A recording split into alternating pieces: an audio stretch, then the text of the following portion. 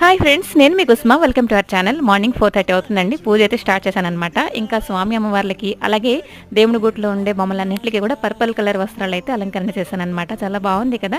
ఇంకా పువ్వులు వచ్చేసరికి జాజి పువ్వులతో అలంకరణ అనమాట. ఇంకా 5:30 కల్లా ఆల్మోస్ట్ పూజ అయితే కంప్లీట్ అయిందండి. ఇంకా వంటింట్లోకి వచ్చేస్తే ఈగల సీజన్ కదండి.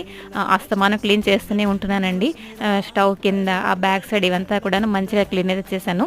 ఈరోజు లంచ్ విషయానికి వస్తే బర్బటీలతోటి కర్రీ చేస్తానండి. అలాగే బ్రేక్ఫాస్ట్ వచ్చేసరికి ఇదైతే దోశ బ్యాటర్ అండి. దీంతో ఒక ఊతప్పంలా వేసేస్తాను.